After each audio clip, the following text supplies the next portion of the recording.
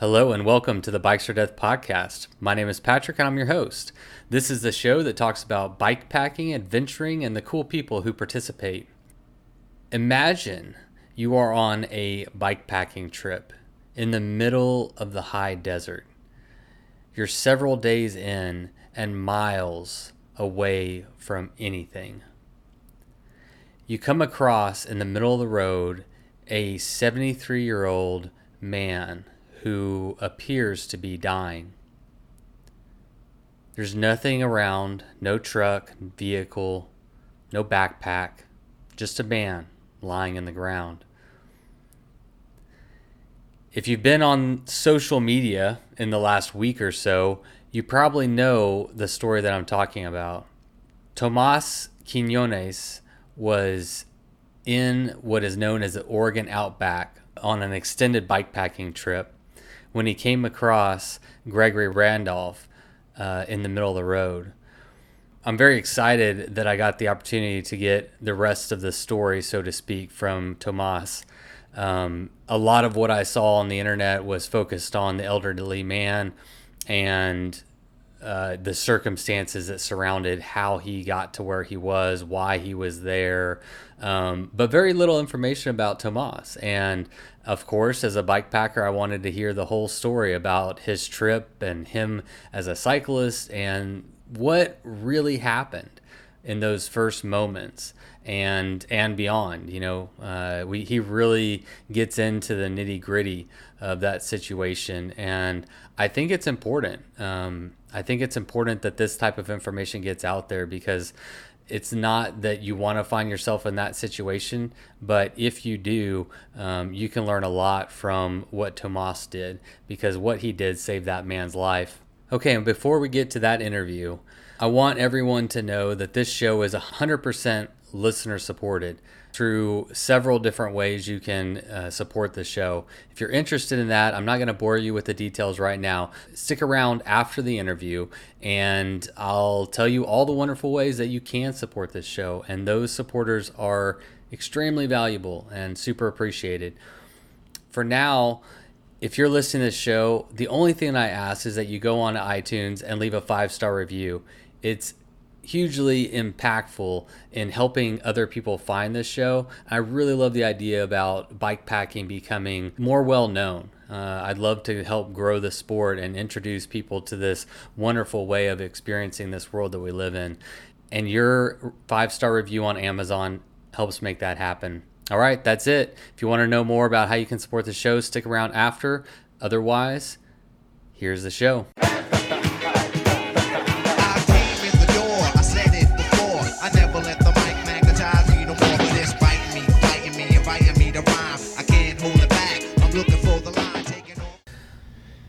All right. Today, ladies and gentlemen, I have a very popular man, kind of popular by accident. You know, it's interesting. I guess it was about a week and a half ago, I saw an Instagram post where, yeah, it's adventure.bike. Adventuring.bike. Adventuring.bike, sorry. And you posted just a picture of your spot tracker, and you said something like, I had to push SOS for the first time to hopefully save somebody else's life. Right. And then a week, and I was like, holy crap, what happened? Right. And then a week later, there's an article that comes out about an Oregon man who saved another Oregon man's life. Today on the podcast, I have Tomas. How's it going, man? Not too bad. How you doing, Patrick? I'm doing good. Are you getting a lot of media interviews, a lot of attention? Oh, far more than I can ever imagine about this. It's been nuts. Yeah, it's crazy. So what I want to do is kind of go more in and like set up the trip and talk about your actual trip, since this is a bikepacking show, and right. I don't think anyone's really covering that part of it. But before we get to that, everyone knows probably by now that you work with Ride with GPS, which is a really neat gig, I think. Yeah, it's been great. What do you do there? When I first started, I was a customer service guy, just answering emails and customer complaints all day long and trying to fix their problems. then quickly transitioned over to rewriting and recording training material for them. And then for the past 3 years now, been more like quality assurance, like testing the mobile apps and the website. And then sometime last year, it kind of became my official position. Like I'm the QA guy. But now I'm kind of getting more of a programming quality assurance engineer role. So I'm going to write my own tests, and I work closely with our mobile developers to like make sure the app is as flawless as possible before it goes out. Oh, nice. So, yeah. So whenever you're doing like quality assurance, are you having to go out and test the product? I am. Like on. I Yeah. am. Okay. Yeah, Cool. Yeah. Cool. Like a lot of times, like we'll make a change to navigation or something, and got to pop on my bike, go outside, rain or shine, go put on a mile or two and make sure everything works okay. And that's often how I find a lot of bugs. It's like in the field. And Right. so yeah, like when I do bike packing trips or, just like an overnighter somewhere on my touring bike, I always have to use like an alpha version of the app that, isn't in public yet, and test new features, or just find existing bugs and file them when I get back home. Do your friends try to like sneak peeks at your Ride with GPS program that you're running whenever you go out on rides? Sometimes. There's been a few instances where I- I've had some like really cool new features long Yeah. before they came out. Like we recently did an update where the app has like a whole new look. I've had that update since like January, February. Yeah. And we've been refining Yeah, it I ever just since got then. that one. Well, not just got it, but I know what update you're talking about. Yeah. It was a pretty major, looks overhaul of the app. Yeah, and there's a lot of cool stuff in the works right now that I'm super excited about. Namely, gosh, I'm not even sure when we're going to release it. Probably in the next 3 to 4 weeks. There's going to be a mobile route planner, which is huge. Right. Because normally you would have to go to the website, plan your Yep. route, and then it would sync to your iPhone or Android, or you could download it to your Garmin. But now the idea is plan a route on your phone and save it, download it, for offline use, and then go on a trip somewhere. Yeah. Or even no, that's huge. I mean, because you could be on a trip and need to do a reroute. Yeah. And you're like, okay. I mean, you reroute and kind of look at maps, but to actually plan it on your phone in the field Yeah. that is huge. Yeah, Yeah. like programs like Google Maps, it's really like A to B. Like put in put in the address and it's going to route you to that location. And so it's not really good for doing big loops or an out and back, or going out of your way to get home. It's like it's the shortest path. I know there's other apps out there like Gaia that also has a planner, but we're a planning website. That's how we started. So we wanted to get that into the app, and so far I think it's great. I'm really anxious to get everybody using this thing. Well, I'll be honest, like no sponsorship anywhere, but like I've been using Ride with GPS for a long time, and I did download the Guy app only because it has that feature. Yeah. I'm sure they're both great, but I started out with Ride with GPS, and I'm familiar with that platform. It has all my data in there, and so I just have that Gaia as like a backup just in case I need it, But so yeah, for me as a customer, that's actually pretty exciting. Yeah, and I use Gaia as like a backup too, because I had my I had primary navigation running on Ride with GPS, but as like just for additional maps like topographic and whatnot, I had the route loaded on Gaia. Because I didn't want like a single point of failure anywhere. No, be it on my phone or my Garmin. Yeah, and I mean, as a company, Ride with GPS, you need to be familiar what other companies are doing anyway. Right. I mean, you at least on some level, you should be familiar with their product. Yeah, what's going on out there? Are we doing anything new, or has everyone already done this before? Yeah. Yeah, exactly. I mean, what a freaking cool job! You get to like go ride your bike to test out the products that are being developed to help other people go out on these adventures. Man, it doesn't get too much better than that. Yeah, and some of our best ideas for tweaks or changes to the app always come to us on bike rides. Yeah, that's where all my good ideas come to me too. Yeah.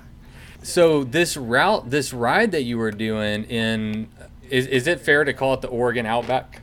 No, excuse me, Oregon Outback. That's actually a different route. Okay. I should say there is a route called the Oregon Outback, but that wasn't the route I was riding. there's an area of Oregon that people call the Oregon Outback because it's just all high desert. So it stretches from, like La Pine area, just south of Bend, all the way out to like Idaho and Nevada. So it's a pretty big area. There's actually like official Oregon signs that say Oregon Outback. The area I was in was more just high desert, more mountains, and I think it's still technically Oregon Outback, but the route was called the Oregon Big Country. That was developed by Gabe Tiller at Limberlost. He's one of our ambassadors that puts together some just epic routes. I've done a few of his routes so far. Each one of them always leaves me super sore. And like hoping that somebody doesn't get killed, as they're kind of rough. You're in backcountry. Oh, wow. There's sometimes the road is not even a road; it's just a track line on your GPS that you have to follow, and you got to wayfind a little bit. But they're always fun, always just gorgeous, and always make me feel good as like a bike packer that I did something pretty epic. But this particular route, the Oregon's Big Country.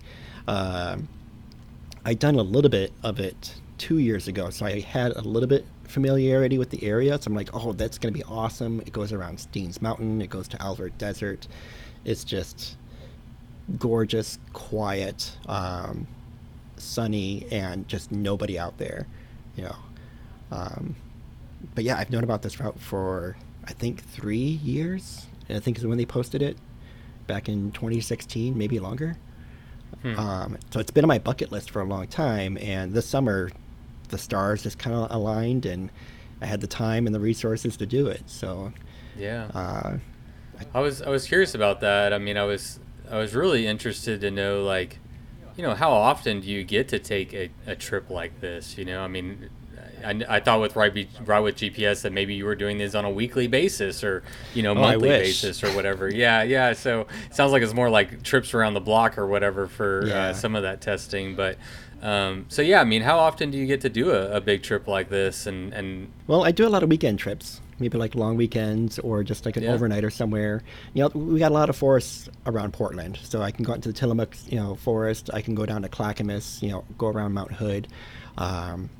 Sometimes I'll leave on a Friday night to drive out to a certain destination and then spend all day Saturday, Sunday riding around and camping.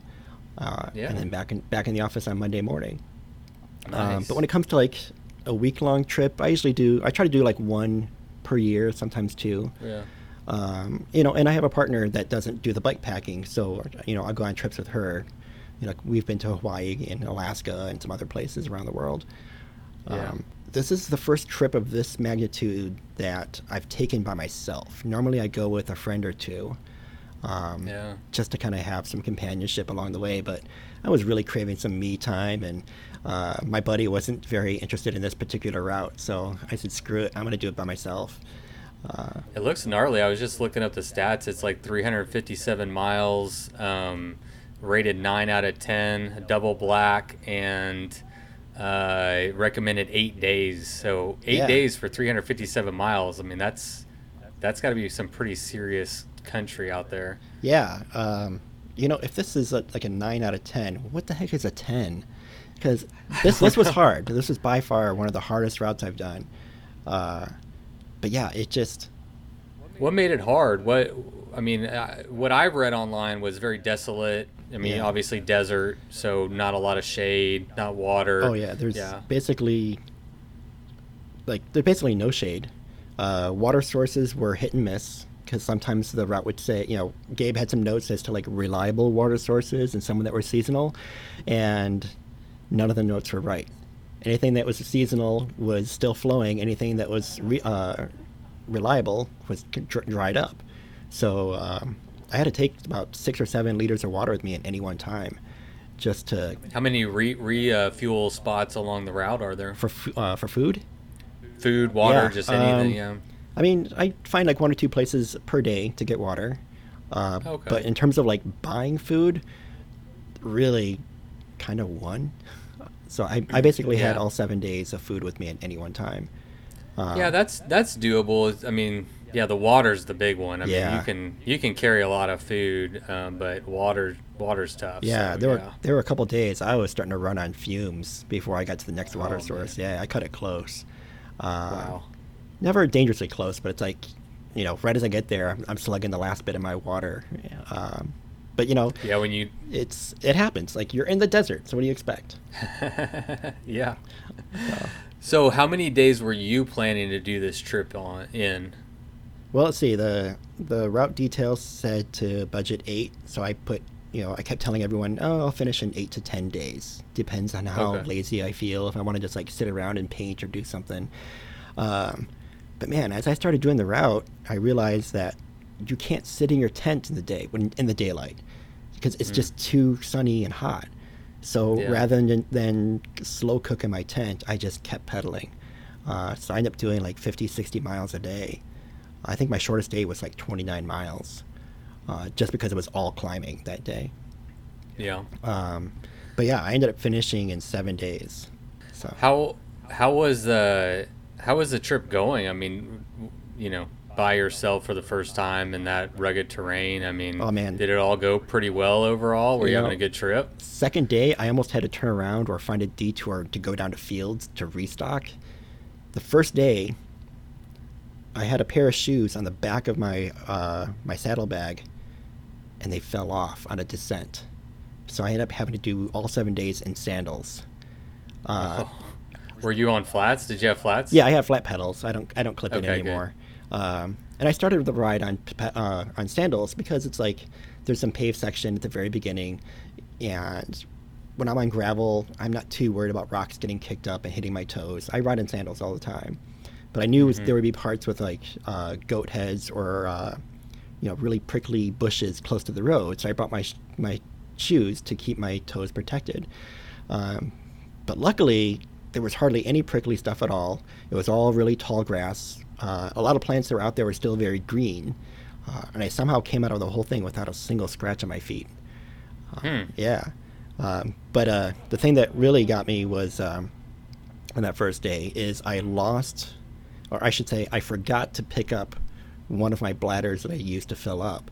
So I left a 3-liter bladder somewhere around on the route, like maybe halfway through the first Oh, day, and I wow. didn't really realize it until I got to the end of the day. Like, oh crap, I can't get as much water for the next day because it's gone. Um, that's why I was going to go down to Fields is go buy some plastic water bottles to use along the way to replace that 3-liter. But thankfully, at the uh, Albert Hot Springs, they have a small, not even really a general store. They just have a few snacks and some bottles of water and Hmm. beer and stuff that you can buy. So I bought a 1-gallon bottle of water that I then topped off my steel bottles, filled up my 2-liter bladder that I had as like my dirty water. Uh, So the steel were those 32 or 64 ounce? 40. So I had two 40-ounce Oh, bottles. 40. Yeah, so it's Okay. just over Yeah, a I liter sure. apiece. Yeah. Then I had a 2-liter platypus bladder. Um, and then for about 2 or 3 days, I just had a like half full 1-gallon bottle of water hanging off my handlebars.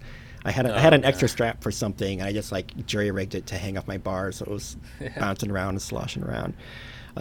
But thankfully, because I was able to get that bottle, I was able to like push on and not have to do a 40-mile detour down to the only store in the entire area. I mean, literally along the route, there was no place for me to get bottles of water or anything. Uh, the Wow. only other place that was actually en route was the town of Denio on the border of Nevada. I stopped there for a couple hours to get lunch.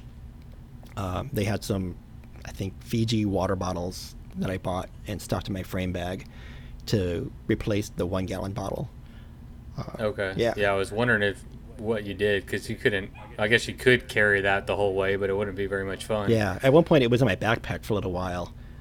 That got pretty heavy once you fill a gallon of water. Isn't that like I Oh don't know yeah. 6 or 8 pounds or something like that? Yeah, I was thinking the neighborhood of 6 pounds. Yeah. Yeah. So getting that in your back, it's pretty heavy. Yeah, for sure.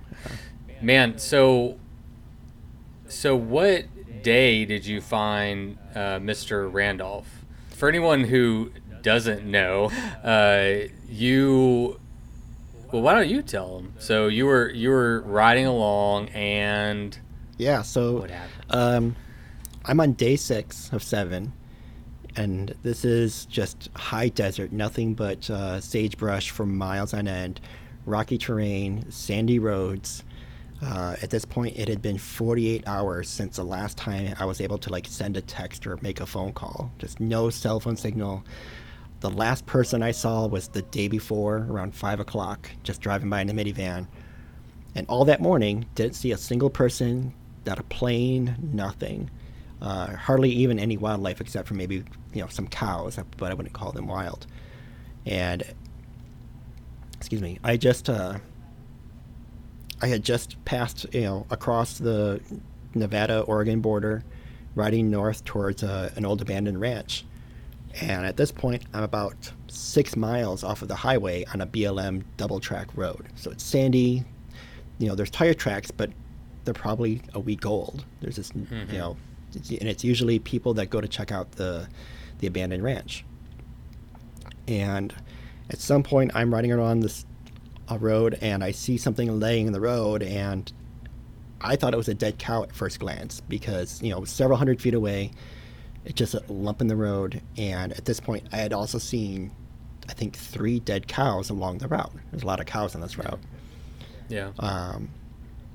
But as I got closer, that's when I started seeing that, like, oh, that's a guy in a t-shirt and jeans just laying in the middle of the road. What were you thinking? I was like, is this guy just passed out drunk, or, is he dead? Like, and then I saw him twitch. I'm like, okay, so he's alive, but where's his car? I didn't see a car anywhere. Or is he hiking? So I figured, well, he's got to have a backpack or something. And so as I get closer, there's nothing in the road but him. He's just laying there, across the road. I pull up and I was like, hey, buddy, you alive? You okay? You need help? And he just kind of rolls over a little bit, like in a daze, and grunts. Like, okay, well, here's some water if you need it, but I don't have a whole lot to share. And what was your immediate reaction to seeing it? Was it immediately apparent that he needed a lot of help, or within a few seconds, I realized this guy needed help. He wasn't just out there sleeping off a drunk. This guy was in trouble. No backpack. I mean, really no gear around him, no car within sight. Something happened. I don't know if this. And he's a 73-year-old man as well. Yeah, right? He's not in the prime of his life. Yeah, he's kind of a bigger guy, and in jeans. Wearing jeans in the desert. That's asking for trouble. But yeah, gray hair. I didn't know his age at the time. He just kind of a bigger guy with gray hair. So I figured, he doesn't look like much of a backpacker to me. But there's no gear anywhere except for he had a baseball cap that he rolled over on the ground and some broken sunglasses. So I start looking around for a vehicle. I see something off in the distance that I thought would look like a moving vehicle. It was kicking up dust, as vehicles do. So I, gave him the water bottles, told him to hold tight. I'll be right back with help, and took off as fast as I could to try to see if I can flag somebody down, because I couldn't make a phone call at all. And I started thinking, do I need to start pressing SOS on my device? Am I going to find help now? If we can get a vehicle, let's just jump in and get him to a hospital or something. Sure. But after a few miles, I realized, oh man, it's just a dust storm. I'm not finding anybody out here, and still no vehicle. But I start noticing footprints from this guy. So I'm like, holy cow, he's hiked at least 4 to 5 miles before landing where he is now. So I hit the SOS. Was he walking the opposite direction that you were traveling? Yeah. Or was he? Yeah. So you didn't see his footprints as you were riding? Yeah, he was coming the opposite direction. Okay. So he was coming from the ranch that I was heading to. Gotcha. But I turned around before I made it to the ranch. And that's when I hit the SOS on my spot tracker. Even if I had a shortwave radio, it still wouldn't matter. There's nobody out there to listen in. I did some checking online. I couldn't hit a repeater or anything. There's nobody out there. The nearest repeater was 60 miles away with 2 mountains in between. So wow. The spot tracker was my only option at that point. So it had only been maybe 20 minutes since I found him. Yeah. So as soon as I hit SOS, I bolted as fast as I could back to his location, and starting to think okay, what do we learn in the wilderness first aid about somebody who's severely dehydrated? What can I do? Can I build some kind of shelter for shade? Like, I don't know his needs. I don't know how long he's been out there. There's so many questions going through my head at that point. Well, and to help us understand better, like, do you have any medical? You mentioned like wilderness first aid. So what kind of like medical experience, if any, did you have to assess him? A few years ago, I was actually on a search and rescue team, a volunteer search and rescue team for the Pacific Northwest cool. Search and Rescue. So I got some training through them. And then last year, I took a wilderness first aid course over the weekend to get certified. Oh yeah. So we covered a lot of basic stuff like how to wrap up broken bones with your sleeping pad and really basic stuff. Yeah. And only a little bit about like dealing with frostbite or somebody who's severely dehydrated. But how to approach the scene and have the right frame of mind to address it. Yeah, I think they cover some of that stuff in the Wilderness Advanced First Aid. Then so the next series in that, Yeah, but it's like I've only been planning food and water for myself. I didn't really have a lot of extra to give away, so right. I also started evaluating. Well, do I even have enough water to help this guy? Because my next water source was still, I think, 15 miles away, something like that, 15 or 20 miles away, uphill. Okay. But I'm like, so screw it, I gotta help this guy. Yeah. Well, okay. That's interesting, right? Like, were you concerned about conserving resources because you weren't 100% sure that SOS button would work? Yeah. Because that's what I was thinking. Like, I've never pushed one, Yeah. but I've always had a little bit of a fear that when you push that button, you don't have any indication if it was received. Yeah. And you don't know how long it's going to take before they get there, if they come. Right. So like those moments, I would be really fascinated to hear like what was that like if you were aware of that potential outcome of them not coming at all. Yeah. What was going through your mind about how to approach that situation? I had read about the spot trackers failing, but during the entire week, I've been using nightly check-ins to let people know where I was camping every night. Once in a while, I would actually check the app on my phone to make sure that like, oh yeah, my spot check-ins are coming through because I get my own texts. So Right. so my spot check-ins. I do that too. Yeah. So my breadcrumbs and my check-ins were all working. So I'm like, okay, I've got a relatively high confidence that my SOS is going to go through. Good.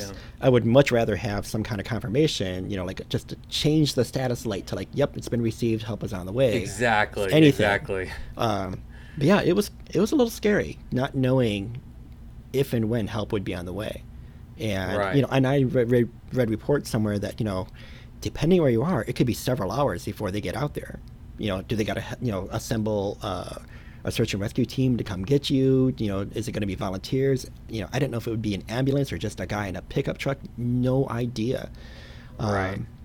I mean, I didn't feel freaked out or anything like that. It just the situation was just replaying all sorts of scenarios in my head. Like, okay, how much time do I give it before I just like dump some of my camping gear with him and head towards closest town, or go back to the highway and try to wave down another vehicle? Oh yeah. But man. So what was he like then? Because if you're evaluating leave stuff with him, was he conversing with you at all? Was he eating, drinking? Like he was out of it, like crazy eye, almost like his eyes were almost rolling into the back of his head. He was shaking uncontrollably, like he was shivering, and it's probably like 90 degrees outside at this point, so it's hot. Yeah. It's sunny, not a single cloud in the sky, and nowhere to get shade. What time of day? At the time I found him, it's about 11 o'clock in the morning.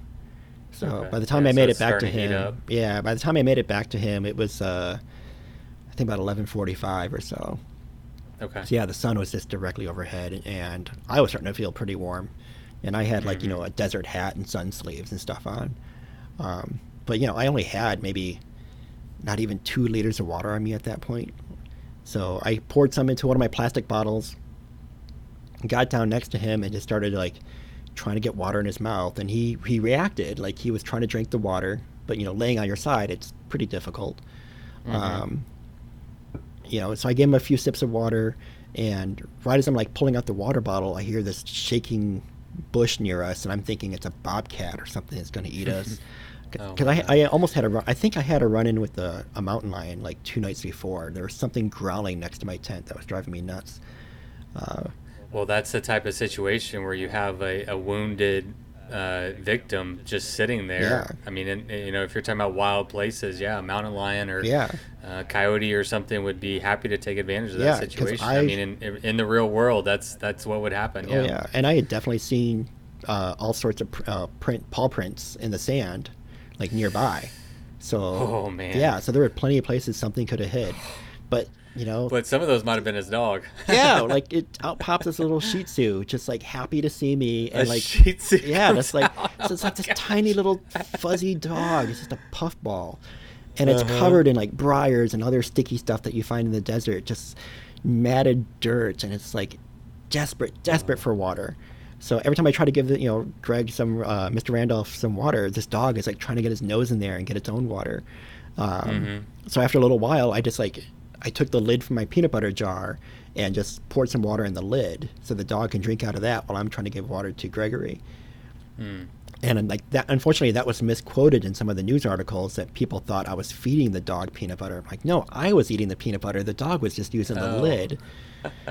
But yeah, I didn't read that one. I just read that you had given the dog water, which I thought was awesome. Like, yeah, yeah, it's really, it's like a bonus, you know. yeah. Well, it's like I had no idea how long they've been out there. So it's like I'm not Right. I going to mean, let you the had, dog go crazy because it's yelping and trying to yeah. get attention and get water. Well, how crazy it that is a Shih Tzu that comes out. I Yeah, mean, you got a dying man in the middle of the desert, and you think a mountain lion's gonna pop out or a coyote or something, and yeah, then a little Shih Tzu, and you're like, what? just Am I hallucinating right now? Like, right. what is going on? But I mean, he had like a little dog tag and stuff, so I figured, okay, it's his dog. You know, I also just at that point I noticed too that there was a leash on the ground that I thought he was using as a belt or something because it was in a loop.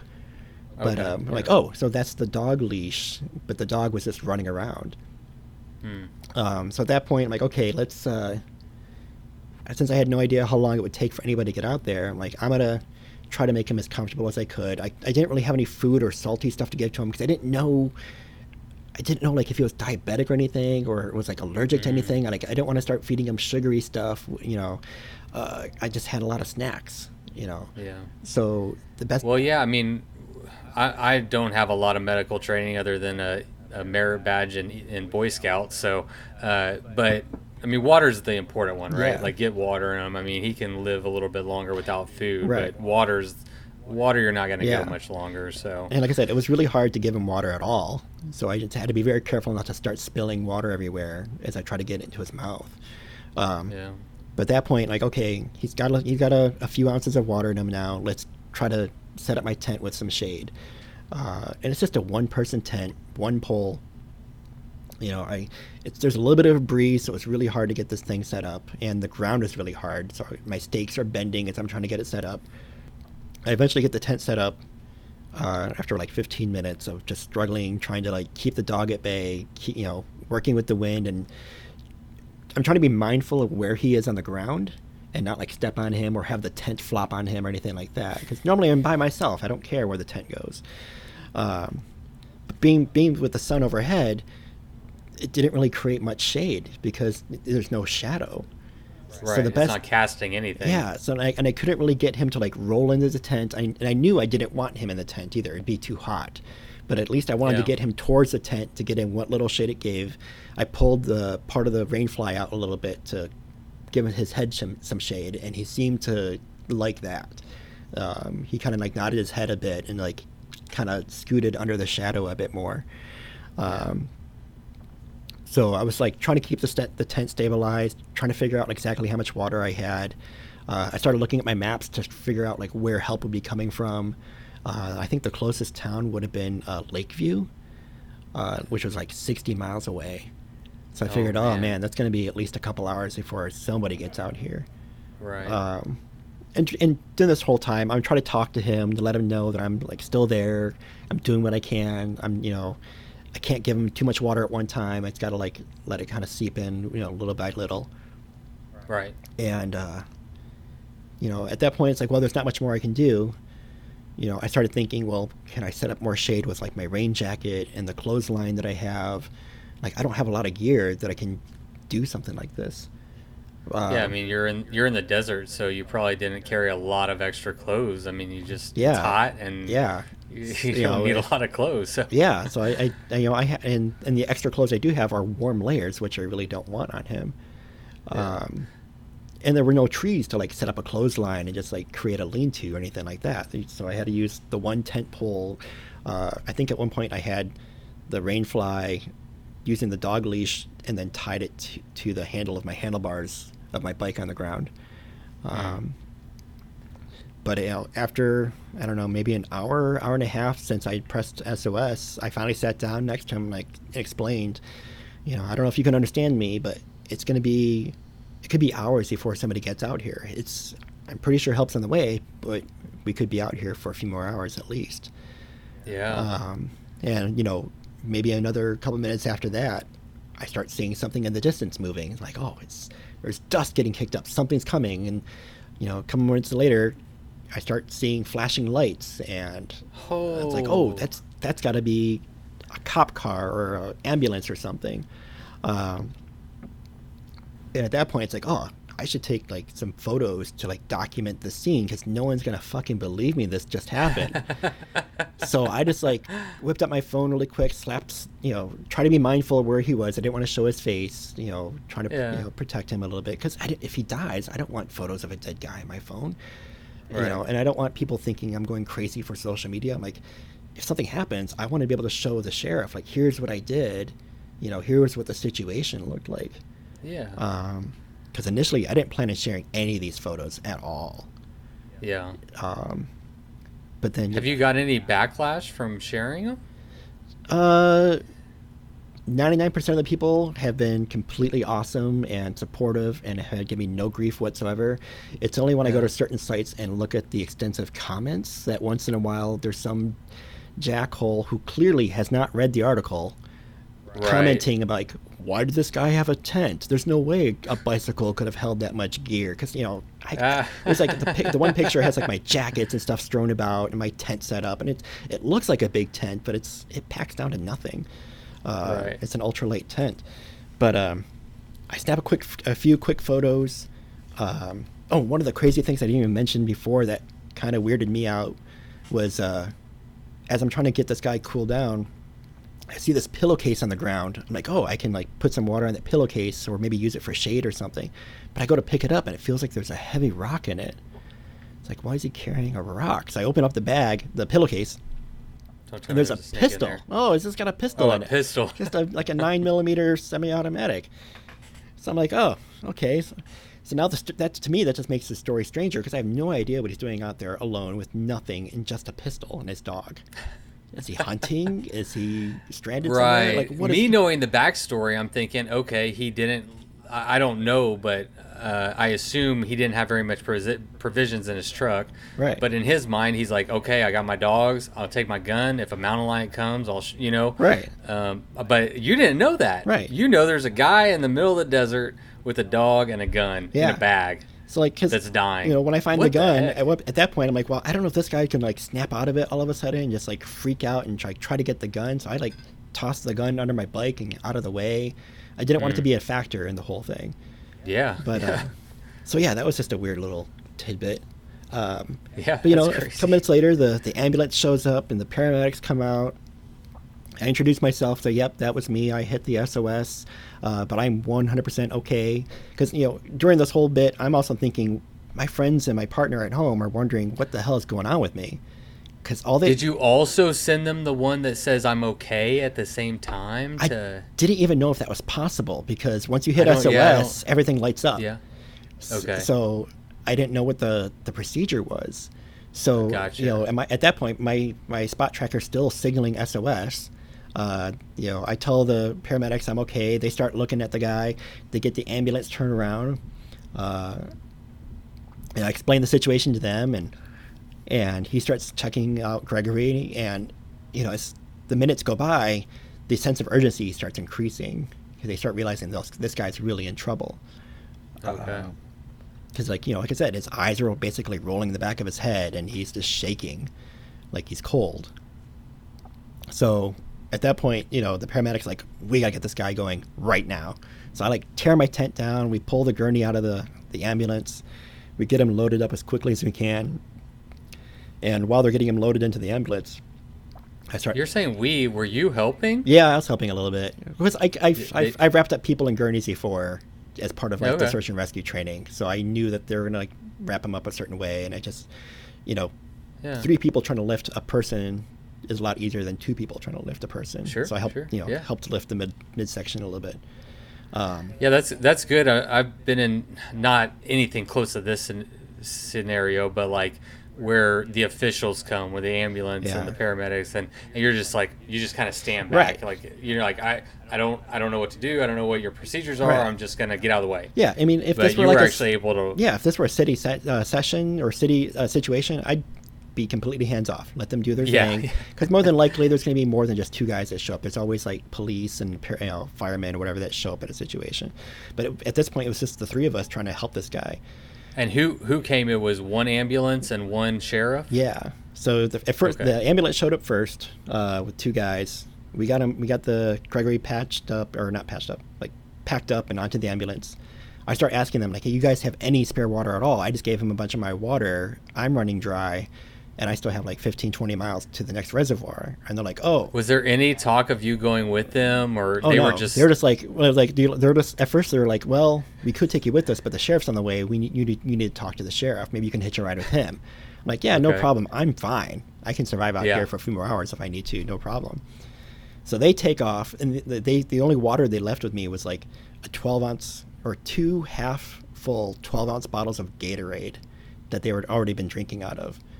I'm like, I'm thirsty. I'll take whatever I can get at that point. Yeah, it was, you take that. It was wonderful because it was cold. Yeah. And I hadn't had anything cold to drink in like 2 or 3 days. Okay, so from the time you hit spot to the time that they showed up, how long was that? It's probably about an hour, somewhere between an hour and a half, hour 45 at best. Wow, yeah. That's good. Maybe as much as 2 hours. Like, the only time I checked my phone at all was like when I first had SOS. That's when I checked the time, and then after that, I didn't check at all. Yeah. So because just for your personal like mental, and also the Mr. Or also for Gregory, like time is of the essence. Yeah. For sure. But like I was just thinking about all the things that were going on in your head. Like if it took 5 or 6 hours for somebody to get there. Number 1, I don't know if Gregory would have lived, and number 2, you would have been going crazy, I'm sure, just trying to figure out, do you stay, do you go and try to find someone, just going through all your options. You'll be going through your resources. I mean, that's pretty good. Yeah. If the nearest town was an hour away and they got there in, an hour and a half, 2 hours, I mean, that's good. Yeah, because like those SOSs, like even when you do a spot check-in, it can take up to 30 minutes to transmit. Right. Because it's got to wait for a satellite to be in the right position, or just like it just takes time. Like I've had check-ins take 45 minutes at times. So I didn't know how long it would take, or how long it would take dispatch to get somebody on the way. But actually I just checked my timestamps again. Yeah, it's almost exactly an hour and a half from the time I hit SOS to the time the ambulance showed up on the horizon. So yeah, that's pretty good. Well, yeah, I think that's worth noting, because I know you mentioned that you've read some stuff about how the SOS didn't work, and it wasn't too long ago there was a few articles like floating around of people saying that their SOS didn't work, and I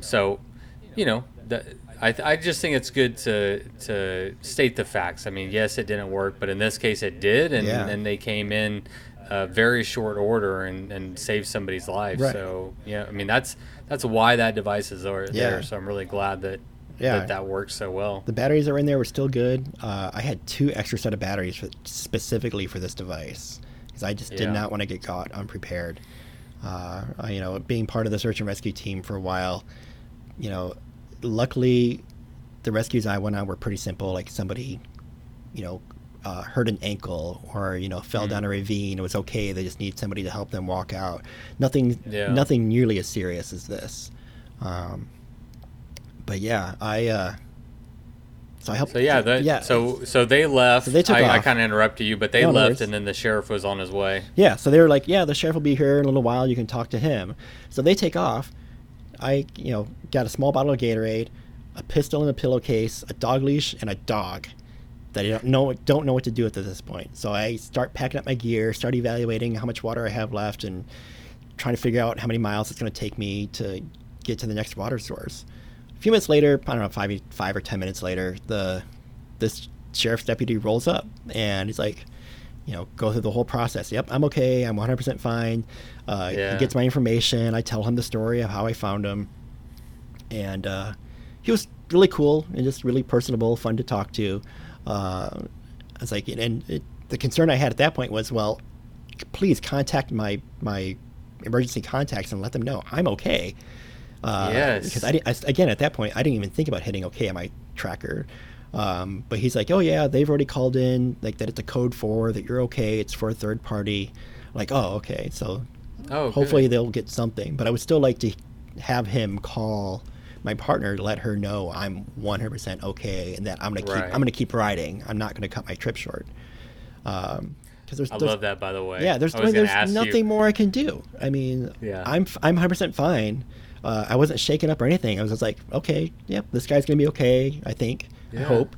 There's, even if he wasn't gonna be okay, there's literally nothing more I can do. So I decided, dude.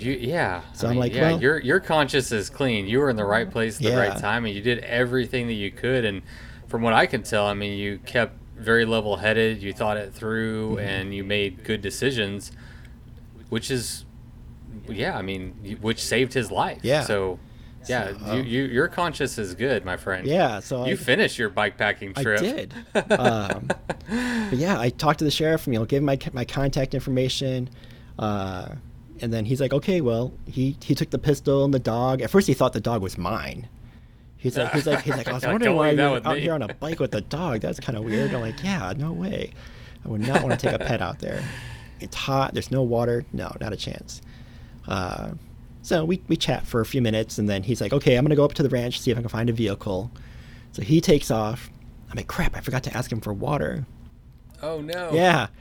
So, I finished packing up my stuff, and I start heading north, to get back on route. And again, I see his footprints coming from the north, and I check my GPS and like, okay, let's make a mental note how long I can see his footprints. And I went 4 full miles before his footprints just kind of like disappeared. So I don't know if he was like off road or just, cow traffic or whatever, like wiped out his footprints, whatever. Yeah. But wind, I mean. At that point, I saw the sheriff one last time. He was coming back south. We chatted a bit more. He thanked me a number of times for like helping this guy out. I'm like, oh, never really heard being thanked by a cop before. That's kind of nice. Yeah. Get you some of that. Yeah. So it's like, okay, so we got a good repertoire going. He gave me his card to let him know later on that I was okay at the end of my bike ride, or if I have any questions, actually, he wanted me to let him know if I found the vehicle along the route. Oh yeah. Because I'm going to be on BLM roads the entire day. Yeah. So he takes off. Thankfully, I asked him for water. He gave me another 1.5 liters of water. Perfect. He had like a brand new bottle and like a half drunk. He gave me a Dr. Pepper bottle that had like been refilled with some water, so it still had a bit of a Dr. Pepper taste to it. That's okay. But having that extra liter of water, that really helped me out a lot. That gave me a bit. Yeah, that takes a lot of pressure off. Yeah, it was like another 4 hours. Not even 4. Probably like 3 hours by the time I got to water. And then by the time I actually got to an area I can make a phone call and start getting texts, it was like 6 hours away from the location. So real quick, I want to go back before we continue on your journey. I'm always curious, and I don't know why, but like, did the sheriff? I'm sure the ambulance didn't, or the paramedic didn't, because they were very focused on Gregory and making sure he was okay. Yeah. But did the sheriff like look at you and be like, "Bro, what are you doing out here?" Like, what, Oddly, he didn't. He mentioned that he had seen other cyclists out here. Okay, cool. So like, people have been riding this route. It's good. It's not. It's rare, but it's not unheard of. Right. So he's cool. like, yeah, people come out here in ATVs and horses and all kinds of stuff. So he's like, You having a good ride? Like, yeah, I'm having a great ride. This has been Okay. awesome. Yeah, that's usually not the reaction. Usually it's like, Right? excuse me, you got here how? You came from where? And Yeah. you're on your bike? And where's all your friends and all your gear? I mean, Oh, I got that. I that's got that reaction from plenty of other people that were right. Yeah. that were like along the way, especially like on day two, going down to the Albert Hot Springs. I had random people pulling over in their cars, like, "Dude, where are you heading, man? Like, what are you doing out here on a bike?" And then people start noticing, like, "Dude, you're riding in sandals? Crazy!" Like, Yeah. it was nuts. It was an accident, but yes, I Yeah, am. yeah, I'm a little crazy. Well, I figured, if my feet start getting messed up, then I'll turn around and just go back to fields or cut it short, But Yeah. it worked out. My feet were fine. Cool.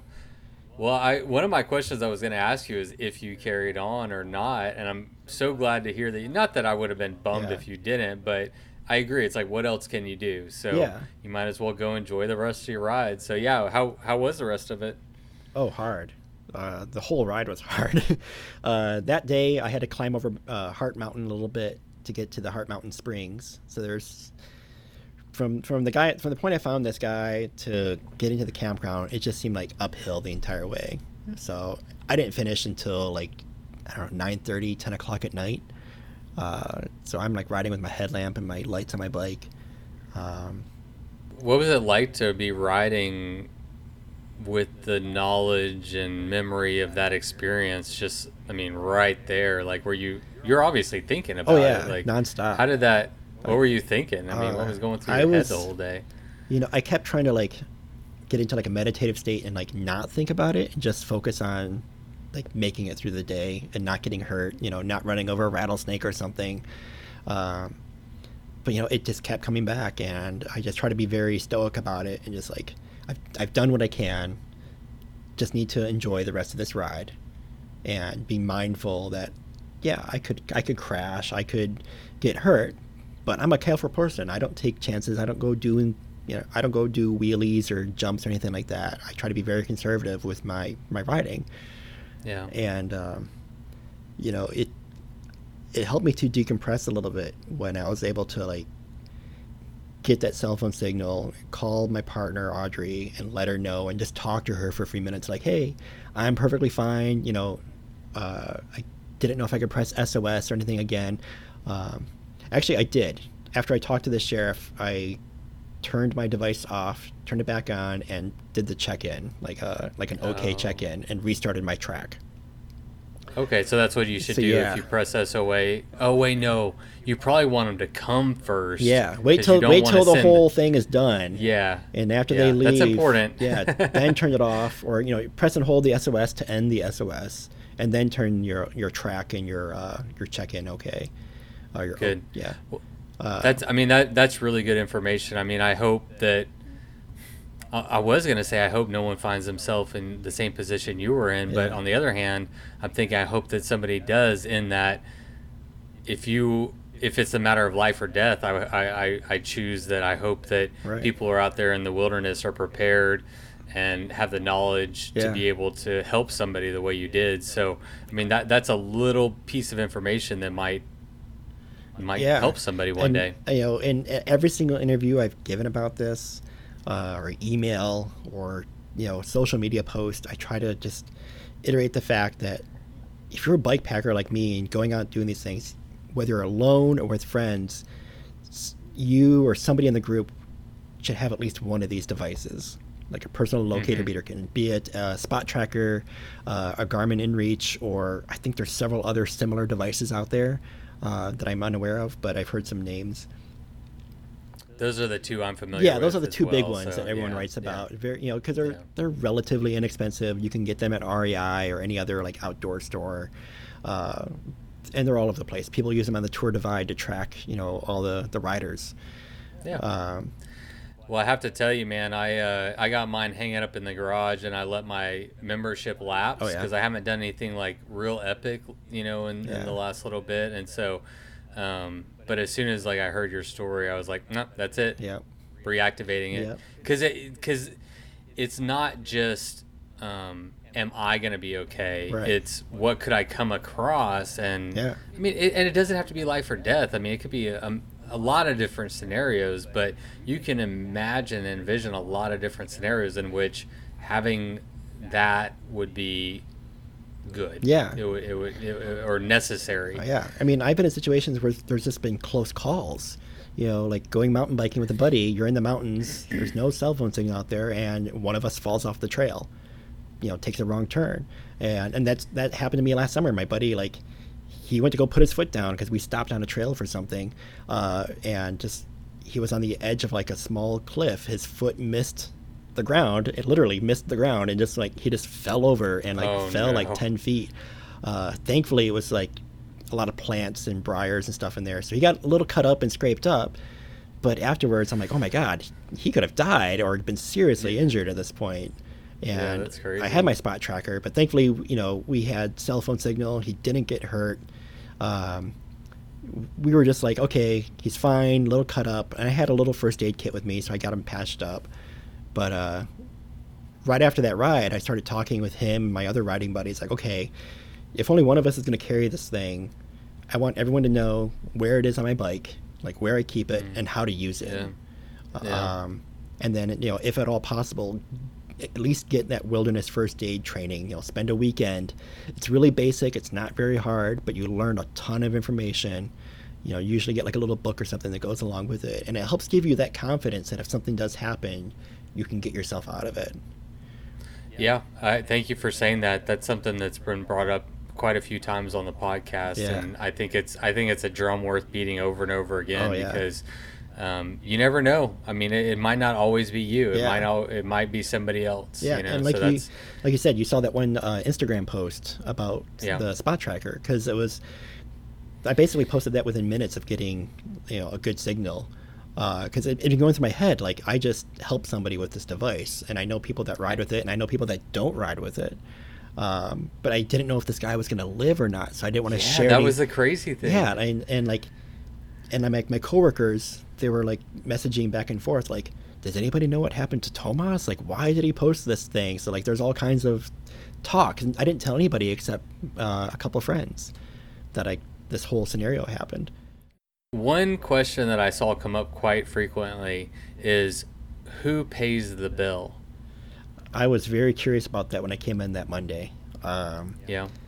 Because although I've never taken an ambulance ride, I did have an emergency room visit many years ago that cost $1,000 for nothing. They literally did nothing to me, but it still cost me $1,000. So I actually started emailing, or actually I got on a live chat with Spot Tracker. And that guy was saying well, you called on behalf of somebody else. Whoever took the ambulance ride is going to get the bill. It's okay, it wasn't me, so I should be fine. He's but just to make sure, I'm going to have you, here's a number for Geos, the call center that actually makes the calls. Right. Because they're the ones who handle the building and whatnot. So I called them, and they said the same thing. Yeah, you're probably not going to receive a bill because you've called on behalf of somebody else. Now, if I did get in the ambulance with Gregory, then I might be part really responsible for that bill. Okay. So as far as I know, I'm completely in the clear on all of this in terms of cost.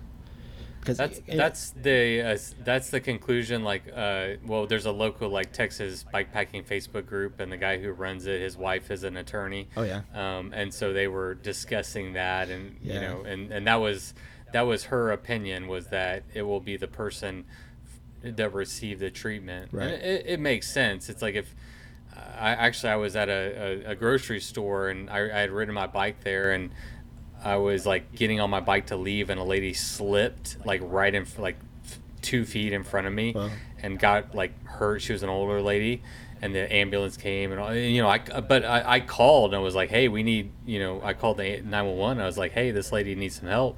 But I didn't even think for 2 seconds about who would receive a bill. I knew I wouldn't. It was she would get the bill. So I guess it makes sense, but still, that's good information. I didn't even start thinking about that until I got home. And I wouldn't either. Yeah, I was just actually, I was more concerned, is my partner going to freak out that I'm hurt and she's not going to allow me to do this again?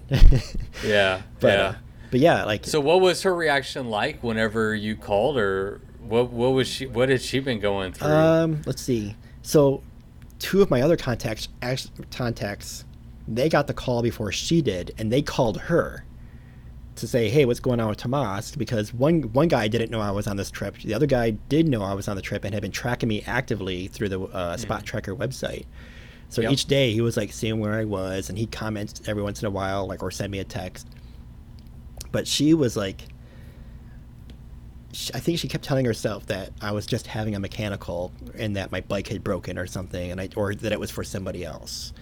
I think Okay. there's a little bit part of her that was worried that it was me that was hurt, but she's been out with me in the woods a number of times that she knows I know how to handle myself most of the time. But So she was just trying to stay optimistic yeah, and but just think but positive thoughts. once that code 4 went through to say it was for a third party, all they did, the call center just called her up and said it was a code 4, it's for a third party, and then they hung up.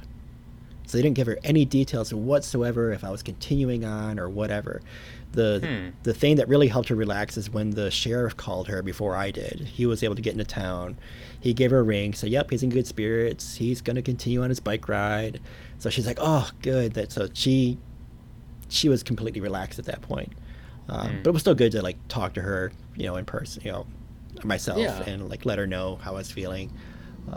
And just kind of like I said, to kind of decompress a little bit, to say, yeah, this is fine. I'm in good spirits. I'm going to keep going. Yeah. Yeah, Was she real supportive of you and like? Oh yeah. Oh yeah. She was even telling Cool. me, yeah, go finish your ride, man. Of take course. like why are she actually asked me a number of times like, why are you doing this so fast? You said you wanted to do it in 8 to 10 days. You're gonna finish tomorrow. That's way ahead of schedule. So yeah, like if I Does any part of you think about that? I do. The timing of it. If you had gone slower, is there? oh yeah, Have you thought about that? like that would have been, by the time I found him, that was supposed to be like day 8, and I caught him on day 6. It would have been a different scenario, Yeah, man. it's like there's a good chance he probably wouldn't have lived another day. He would have been dead, or somebody else would have found him. But those are Yeah. most likely the only two. Yeah, I mean the Options. deputy was telling me that people do go to that abandoned ranch as like a site to see, because it's it's from like the, I don't know, 1800s. It's really old. Yeah. People do go out there, but at the time I found him, it was a Thursday, so it could be a few more days before anybody gets out there. Right. Yeah, because like I said, there's cows, so maybe a rancher in a couple days, maybe, or somebody looking for a site, or like a rock hunter. Dude, that's trippy, man. Yeah, so that's so trippy. yeah, if I had been pushing every day, I wouldn't have found him for a couple more days. And at that point, we found out later on that he had already been stranded, or his vehicle got stuck 4 days prior.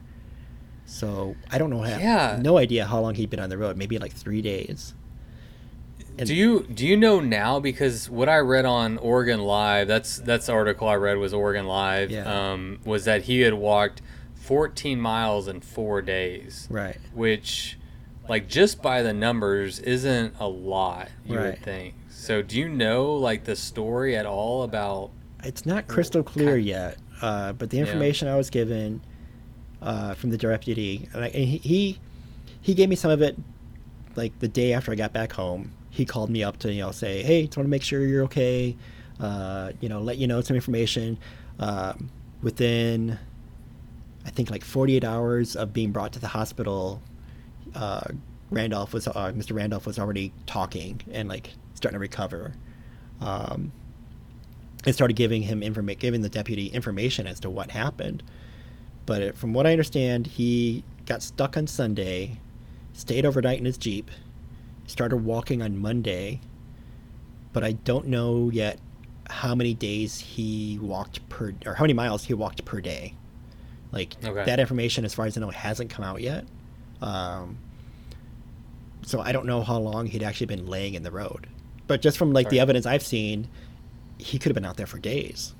Like, there's like In that spot? in that one spot, yeah, because like it looked like he'd been rolling around for quite a while. Oh my. Oh. Yeah. I never even considered that. So he could have just been laying in the Oh my sun. gosh. He was sunburned everywhere. Anything that was exposed skin, I it was never bright considered red. that. So he had no water. Yeah. So, oh my gosh, yeah. Oh wow, yeah. You just completely like blew my mind open Yeah. with He could- with that. So like, yeah, it was 14 miles in 4 days, but he might have gone 14 miles in one day Yeah. and been laying there for 3 Yeah, days. no idea. No What idea. was his skin like? I mean, if he was there for 2 days, his Oh, skin yeah. would have been. Oh, he was definitely burned all over. He was just. Yeah, just bright red. Bright red. His face looked like it had a little bit of swelling, like on the forehead or like on the cheeks. But yeah, it was like That. he was just covered in dust, so it was like it was hard. Oh, that's. He's covered in like road dust everywhere, but you can tell his skin was just bright red, even through the Yeah. dust. Man, my heart just sank into my stomach thinking of that. Yeah. I don't know why. I think everyone on the internet too. Everything that I read, everybody was saying, "Well, man, he's not traveling many miles per day." It's just like you think 4 days, 14 miles. How many are you averaging a day? Right. But you it don't. also- You don't think. But also think about these things too. These factors is he's 73 years old. How many 73-year-olds do you know do a lot of can do miles per day? Not very many. Yeah, like I know my. But dad. I did just interview Hal Russell. Do you know him? I don't.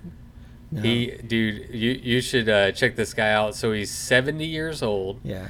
And he just finished the Tour Divide for the 6th time. Oh Jesus. And Wow. he didn't even start bike packing until he was 57. Wow. He didn't even start riding a mountain bike until he was 57. Holy cow. So to answer your question, I don't know many. Yeah. But I do know Hal Russell. Right, and I definitely know some older There's a riders. few people out. Yeah. There's definitely older riders, But this guy was not one of them. yeah. I I got you. He's like I said, he was kind of a heavier guy. Had a few extra pounds on him, but it's like he doesn't come off as being the guy that would be able to walk 14 miles in a day. And the footprints I found were very close together. Like he had been shuffling for miles. Like these weren't large strides from a hiker. This was like somebody just shuffling their way through the desert. With it Like dragging their feet a little bit. Yeah, like inches apart, just a few inches apart each. Yeah. It would be really interesting. Have you talked to him? I have since? not. No. From what I've been told, he wants to talk to me and he's looking for a phone, but he also wants to recover a little bit more because I'm assuming being that dehydrated, like it's gonna mess up your brain a little bit. So like, Right, I think he wants to I'm- like fully recover before he tries to talk to me. Okay. But I have been What do you contacted. think about that? Are you like excited to talk to him or like nervous or A little that's nervous. like a very It's like, I can appreciate the magnitude of the situation, but part of me is like, I'm just glad you're okay. I'm just glad he's not dead. I don't need the thanks. Not to be like crass or anything, but it's like, no, I'm good. Like, I'm just glad you're alive. Yeah. Just keep doing your own thing. Yeah. Because how do you thank somebody for saving your life? What do you say? I mean, it's in a way, it's gotta be embarrassing for some people. I would be embarrassed, like, oh, thanks for picking me off the road when I did something stupid, or because there's been a lot of criticism of like how unprepared he was. There's some people that make fun of what he was driving. Whatever, he's driving a Jeep. I'm not gonna. Yeah, I don't know his story, so I'm gonna Yeah. let that. I'm gonna let that go. I don't. Yeah, whatever. I don't know. He might have been up there 1,000 times and Right. knows the road, and something went wrong. I And mean, maybe it he could did happen have to anybody. water. At some point, he had water, and just like Yeah. once he emptied his bottles, he didn't bother carrying it. Who knows? Dude, we don't know. We don't know. That's what I'm saying. It would be. Man, I'm just so glad he's alive, dude. Yeah. Because like I feel bad for him. Like, just thinking about 4 days, I can't imagine. I mean, what you went through was kind of dramatic, but what he went through was like walking towards. He didn't know if he was gonna live or die, and Right. then There was no map. He didn't have any map, cell phone, nothing. So I think when he got out of his Jeep, he just thought, oh, the highway is just a few miles south of here. And so he knew he was going towards the highway. he was walking towards. He was going towards a highway, but it was still 6 more miles to the highway. And when I crossed the highway, I didn't see any vehicles. I was on the highway for about 5 or 10 minutes, just like eating a snack and just kind of like looking around and see what was around there. I didn't see a single vehicle. Yeah. So even when I was riding away, I didn't hear anything. Yeah, it's not like he's going to get to the highway and there's going to be a bunch of Right. So opportunities he for could be out rescue. there for hours before somebody drives by. Oh my gosh, Yeah. that's crazy. Who's the liaison between you and him? Right now, it's the deputy sheriff. Oh, darn, I forgot his name. I have his card somewhere. He's quoted in the article, the Oregonian article. Vincent. Oh, good. Yeah, so I've talked to him. I have his card. If I have any more questions, I might give him a call. But Yeah. it's funny, the day that KGW, a local TV station, the day they showed up with a camera to interview me at the office, I got a call from the deputy sheriff with more information about the situation, about how long he'd been out there, and basically everything we've already talked about. Mm-hmm.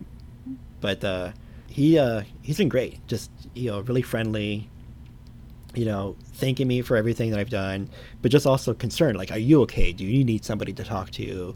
And I was like, oh no, I'm fine. Like, everything's turning out fine. He's recovering.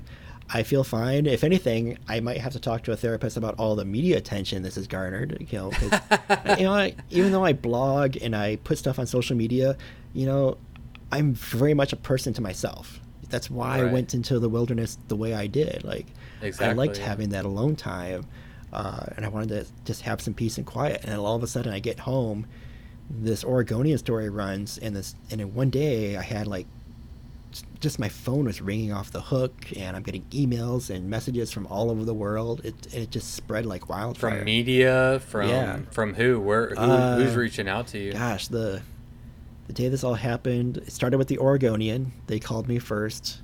Then KGW. The next day, it was CBC out in Canada. Was it Canadian Broadcasting Company, I think it's called, from Toronto. They called me up. Okay. They did like a phone interview for their radio show, What's Happening, I think was the name of it. And then I came into the office on Sunday just to do some personal work on my bike, because we got a little, like a work stand and stuff here for bicycles. And I got a call from Audrey saying, hey, somebody from Channel 12 is trying to find you. They want to do an interview. So right then I got another phone call like, hey, where are you at? We want to get you on camera and talk about it. So that was Fox 12. They got me on camera. But the story, the story's run everywhere. It's been on CNN, USA Today, just Indonesia and Germany. It's literally been all over the world. Yeah, it's wild, man. Yeah. What's been the stressful part about it? I mean, are you worried about how you'll come across, how you'll say something dumb? Yeah. All that stuff. It's, I think part of it is like anxiety and just like imposter syndrome. Because all these people in articles are like, oh, he's a hero. He did this miraculous thing. I'm like, this was sheer luck. Total astronomical sheer luck that it was. But you also handled it the right way in that situation. Right, and I'm realizing that now. It's like, okay, I did make the right call. There's there's not much I could have done any better. Maybe hit the spot tracker. So. Maybe hit the spot tracker a few minutes earlier. Maybe had a bit more water on me, but that's splitting hairs. That's all hindsight, right? Yeah. Like, you were in the situation, you didn't know what you came across. I mean, the way that I'm receiving the story is that you were very well thought out. Yeah. You made good decisions. You weren't emotional. Right. And freaking out. I mean, you did everything right. Yeah. So, yeah. I mean, you should feel good about it. It's more than just right place and right time. Yeah. It is right place, right time. Yeah. But then it's like, okay, you did the right thing in that scenario. Right. So, I mean, that guy owes you his life. Period. Oh yeah. How's that? Is that weird? I mean, that's weird to me. That's gotta. Yeah. That's so weird to me, because there's a life right now that exists that wouldn't if it wasn't because of you. Right. Like, I mean, well, the thing is, though, I think it's being called the hero part that bugs me, because working with the sheriff's department and the search and rescue teams, they go out there all the time, constantly, and find people in similar situations or worse. People who've broken legs or been in car accidents or whatever, or kidnappings, or just getting lost because they went mushroom hunting. These rescue teams, they go out there, they go through countless hours of training and use their personal equipment to go find these people. So like to me, they are the heroes, of these types of situations. I'm just like this bystander that came by and like hit SOS. Yeah. So The way I look at it, I totally sympathize with what you're saying, and you want to distance yourself from the word hero. yeah, I picture a hero as somebody who runs into a burning building and Right. saves a kid, and like you rode your bike and stumbled upon something. Yeah. But you should be acknowledged for being well prepared, Right. and for handling the situation very well. Right. Like, is that hero? I don't know, but Right.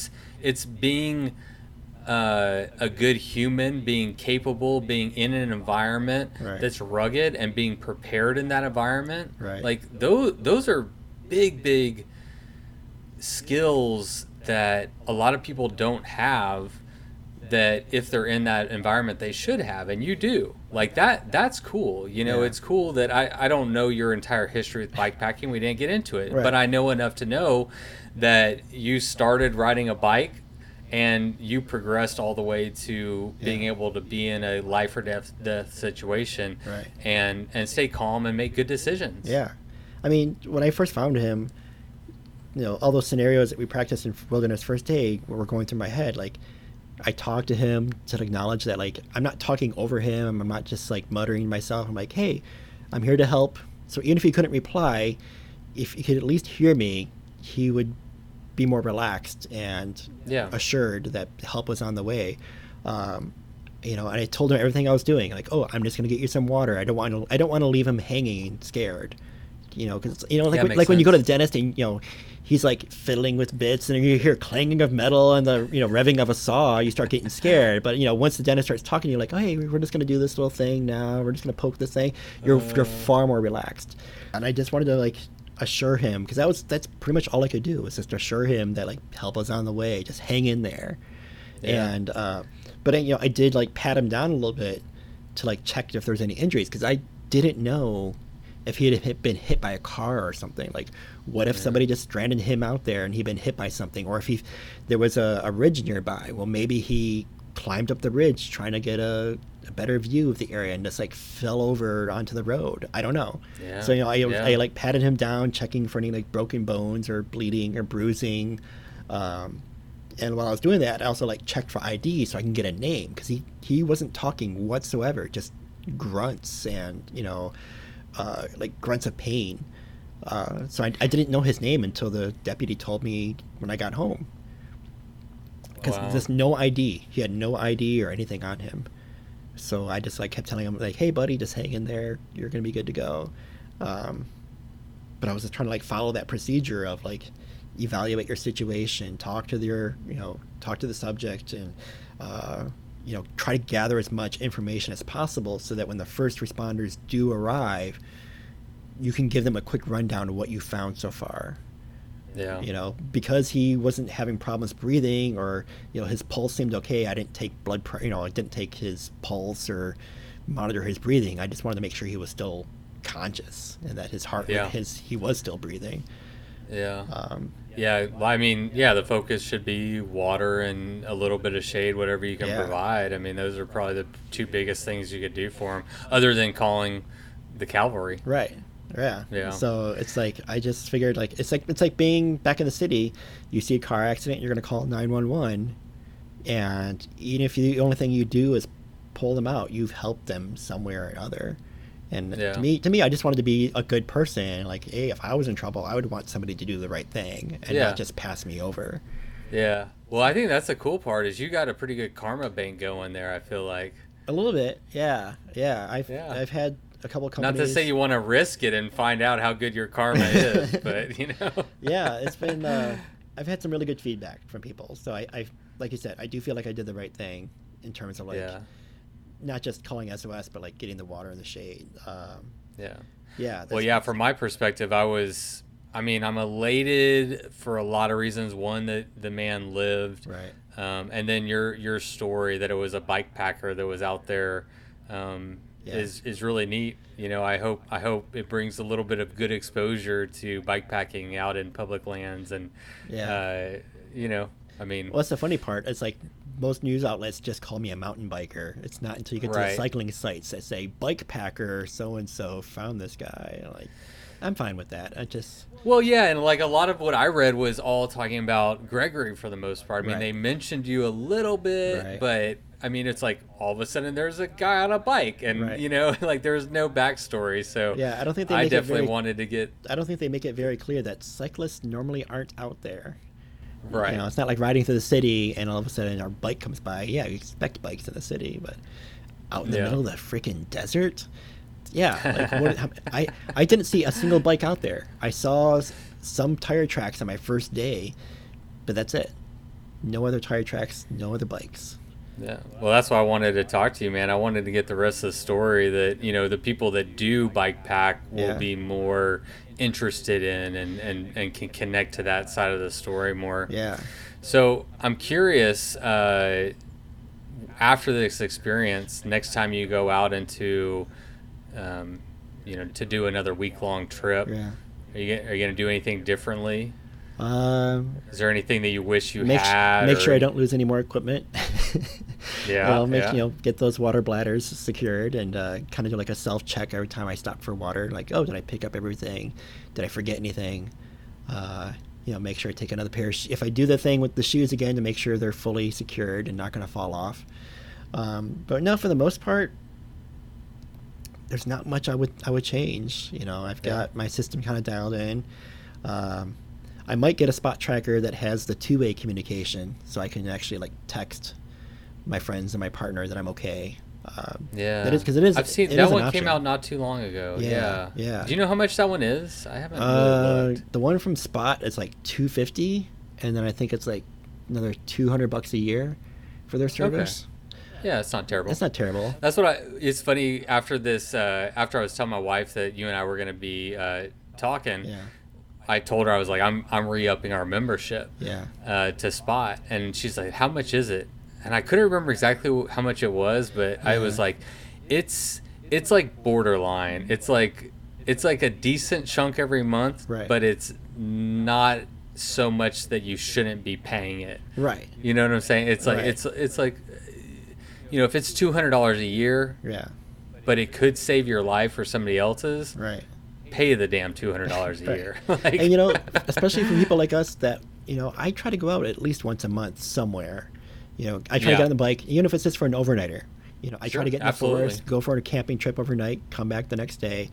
those But are so there- important, man. And if it's not on a bike, I go birding with my partner, and we're going to areas like Larch Mountain or Mount Hood that, even if we're in a car, we don't have cell phone signal. We still want that ability to make that call, because what if we're hiking and go off trail or something falls on us or whatever? There's so many reasons why we need this in areas we just don't have cell. Yeah. Preach. Absolutely, man. Yeah. Well, dude, I'll let you go. I know that you've had a ton of media interest, Yeah. and I certainly respect that. Hopefully this interview wasn't too stressful. No, this was fine.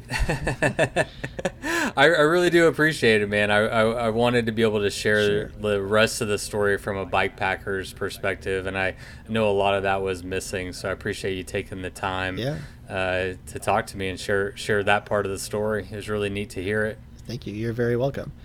Thanks for having me. Anytime. This has been really great. I don't really get a chance to talk much bike packing outside my, a few buddies I ride with. So, yeah, I like geeking out about gear and, Yeah. trying new things. I'm the guy in the office who's always getting a new bike or, trying out some new bike packing gear or whatever. Cool. Um, That's kind of why I got on Instagram. Even, I mean, that's like how all this started. Was I just got on Instagram? I created an account only for bike packing that Oh, yeah. like all of my other friends don't care about. They're Right. not interested. It's only the bike nerds that I Yeah. can reach out to and or be like, yeah, this is awesome. And it kind of grew into a podcast, but it Oh, all yeah. started with just that desire to connect with other bike nerds and, Yeah. and well, that's why connect with those experiences. That's why I started adventuring.bike was on my regular Instagram account with my name. I was posting drawings and just like random stuff, and then like when I go on a bike trip, I post bike photos, but then I go back to drawings of dogs and cartoons. So I didn't really have like a good consistent stream of Yeah. content. And I had a number of people contact me saying, "Hey, I really like your bike trips. It always inspires me to go on my own trips." So I'm like, "Oh, I'll just start a bikey Instagram, and then all my drawings can go on one Instagram, and then bike packing stuff or bike trips can go on the other one." And Yeah. yeah, like the feedback on my Instagram has been amazing. Just people. Tell everyone your Instagram again, so if they want to follow along with what you got going on. So my biking Instagram and blog is adventuring.bike. Oh, Adventuring. yeah, that's cool. Bike. Yeah. Adventure, yeah, because now you can do the .com. It's not .com, it's .bike. Correct. Yeah. I was gonna name this podcast like Tales from the Trail at first. Yeah. And the .com was already taken, so I think I own Tales from the Trail .bike or something. Oh, really? But yeah, Yeah. that works pretty well for Instagram and for yeah. a blog. Yeah. I'll have to check out your blog. I didn't even make that connection. I'll have to check that out. Yeah. It's the links in my bio on Instagram. So if you just Okay. don't want to type it in, you just follow it there. But I blogged about each day of that ride. Because good. normally if I go on a ride, I just put all in one blog post and just kind of like skim Right. through some stuff. But because so much happened in terms of like wildlife encounters and the situation and just like the whole epicness of this trip, I decided to just do a day by day blow. Yeah. And it also has like a link to my recordings, so you can see where I went each day or how many feet I climbed. I used like a That's little embed. And then I try to put the photos for that day on the blog. But then if you just want to see the photos, you can go to my Flickr stream and find all my photos there. But Cool. That's all linked on the blog. Awesome. That's really neat. I'm glad. I know a lot of people are going to be going to check that out. I will for sure. Yeah. Get the nitty gritty. And at some point, I think I might start doing, just between trips and to keep me active on the blog, I might start doing like gear reviews or something, like talking about the gear that I take. Yeah. I'll probably start with the spot tracker. I get so many questions about the spot tracker that I think I want to do like a comprehensive post that talks about the pros and the cons and the costs of one of these devices, and then that'll get me to research what my alternatives are. I know like Garmin InReach is another really popular one, but Right. that one has right. I'd like to know. yeah, and that one I think has like a higher cost up front, but it has more features. Like Okay. because you can Yeah, do two-way communication on those. I don't know. Anyways. Yeah, that's interesting. I was curious. I would assume that your social media following is going to go up. You're going to get some more followers, and curious how, if at all, you're going to take advantage of that. I don't know if take advantage is the right word, but the way I look at it is like Instagram or social media in general can be Right. used for not bad, but just unproductive. Sometimes bad, Yeah. sometimes negative. The way I look at it is like, okay, if I have your attention, everybody's screaming for your attention, right? Everywhere you Right. go, they want your attention. My thing is like, okay, if I have your attention, then I'm gonna put something positive. I'm gonna put something good, worthwhile in your feed, And so it sounds like maybe you're thinking along those same lines. It's like, okay, well, if people are interested, then I'm gonna put good information out there, and I'm gonna, Yeah, because I just want to put information based on experience, and I mean, right now I don't make a penny from any of this. Neither do I, brother. I don't have ads. I don't have anything for sale. I don't even use affiliate links. So like, if I link to a piece of gear, I just link it directly to that manufacturer, like their website, and if they want to order through Amazon or whatever, fine. They can get it through whatever channel they want. I just wanted I want to share what like gear options are and inspire people to go do these types of adventures, and not just be stuck at the computer like I am most of the day. That's what it's about. Yeah, that's exactly what it's about. And man, and that goes back to the podcast. And I love Instagram. It's a great platform to get people inspired. For me, the podcast is just another step. It's okay. I saw the picture on Instagram, Right. but here's the whole story. Yeah. It's not just a paragraph. It's this is the story of my words. And so there wasn't a lot of that out there, and I felt like there was an opportunity, to put some good information for people who are wanting to go do these types of trips and get inspired and know that they can know that, I've done everything on the podcast from like beginner bike packer to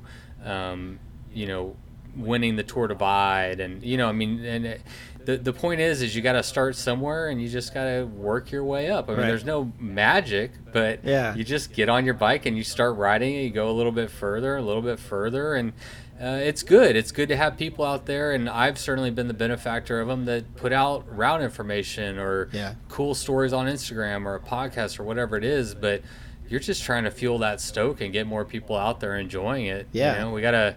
Ultimately, I want to protect those public lands. People need to be out there using the public resources that we have and fighting for them. Yeah. Like, encourage anybody out there to, like, even if you only hit the trails once in a while, if you can put in even a weekend with like a local mountain biking group or some kind of like trail maintenance group, put in a few volunteer hours, like kind of pay that back. Like, every trail you've ridden has probably been built by volunteers. So, I've tried to do that a few times to get out there and like put in a couple weekends per year of just helping to build and maintain these trails that I use myself. But yeah, that's it, man. I just want to inspire people to get out there and, get some self-reliance. Maybe eventually I'll do some kind of like illustrated guide of some sort to bike packing, just because I like drawing cartoons and whatnot. But, for the time being, this is just a passion project. This is what I do for fun. I'm in the same boat. I should say I make $281 a month on Patreon, which I'm very grateful for. But I don't have any ads, no sponsors, nothing like that. I mean, I'm here to, like you, I want to inspire people, give something back to the community, put good things out there, and and there's gracious people out there who are supporting it in whatever way they can, and that's cool. But I mean, that's not the main focus. It's just it's one of them. But ultimately, you already got a cool job. I want a cool job recording podcasts all over the world. Right. That's gonna take a lot of work. You're in a cool spot with a cool job, man. Yeah, I mean, I'm in the office, 9 to 5, Monday through Friday. But when I get out riding, I want to get out there. I want to see the world. I want to go see what's in the mountains. So, yes, sir. Well, dude, thanks again, man. Really, really, really, it is inspiring. Like, you want to get people inspired to go out there. I mean, it's weird that it's just you happening to be in the right place at the right time. Right. But it's inspirational. It really is. I mean, it got me super psyched. I mean, it's a great story. The guy lived. I mean, you saved a guy's life. Like, this is freaking cool. He lives. All right, man. Gotta run. Thank you so much. This has been a pleasure. Thank you. Thank you for taking the time. It was really awesome to hear your story. Yeah, I'd look forward to hearing it. All right. What a great interview from Tomas. I was like really interested to get his whole story, and was very impressed with how he handled the situation and how calm he stayed and literally saved that guy's life. I mean, it's so cool. I love that he was a bike packer. I know that's going to put some like good like images or good thoughts towards bike packers in the world. I mean, that story has been all over the world, not just America, but he's been getting interview requests from all over the world. So it's really gotten global attention. Which is just crazy. And I know he's like stressing out about it, so hopefully my podcast was more enjoyable and laid back and didn't cause him too much stress. But I do think it was really great information, so I appreciate him taking the time to share kind of the whole story. All right, well, it's time to get down to business. If you're really enjoying this content and you want to support the show, all of your money goes to the show right now. I've been saving up patron money and merchandise sales and Amazon affiliate, all the ways that I make money. I've been saving my pennies, and just today I bought a Zoom H6, which is the portable digital recorder that I've really been wanting. It's going to allow me to record up to 4 guests at one time, and it has its own little like mixing board on it, so I can control the volumes if somebody's talking too loud or too soft.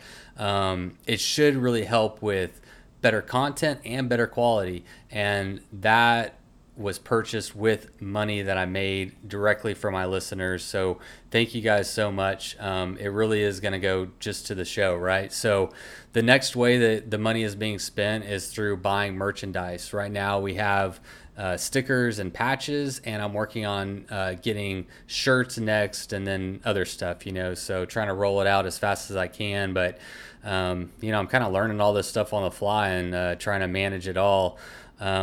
And it takes a lot of time. Speaking of time, it takes me about 35 hours to produce every single episode on average. So I was trying to do one a week, and I'd still like to get back to that, but man, it just takes so much time. I have a real job and a family, and those come first, and then I got to ride my bike first, and then whatever's left, I find myself doing podcasts late into the night. I mean, I've been going to bed at like 1, 2 o'clock every single morning. It's been getting bad, actually. I need to like get better sleep, but I don't have time. So, I know I'm playing my little violin. I absolutely love producing the show. I really get a lot of enjoyment out of it. It's something I'm passionate about, I care about, and I want to keep doing.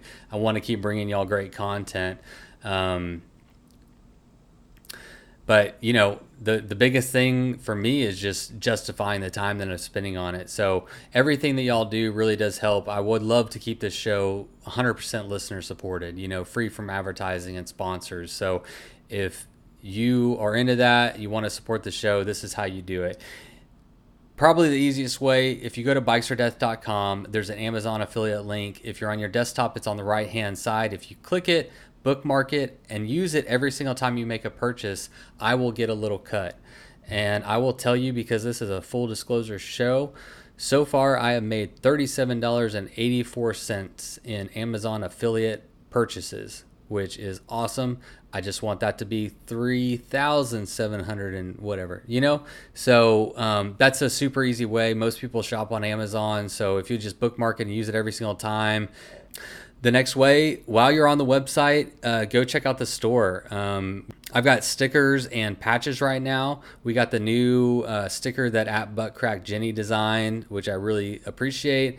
And I'm working on getting shirts made right now too. So it's just a lot of balls in the air. I'm trying to juggle it, but I'm trying to get those shirts out like as soon as possible, because I know a lot of people are super interested in that. The next way that you can support the show is what I'm calling the Bikes or Death Real Estate Referral Program. In my real life, I'm a real estate agent.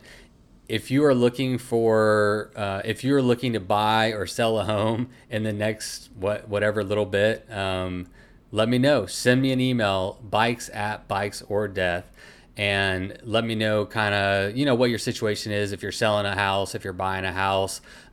Basically, the referral program works the same way as if I referred you to Amazon. I get a little bit of cut just for sending you that way. So another, it doesn't cost you anything. It doesn't increase your like real estate fees or anything like that.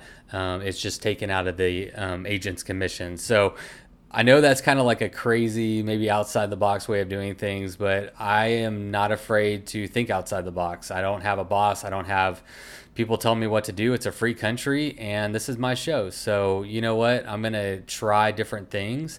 I'm going to see what works and run with it, but in my effort to keep it free from advertising dollars, you got to get creative, so and the last way you can support the show is on iTunes. I mean, it really is huge. As of today, there have been 115 5-star reviews on the podcast, which is mind blowing.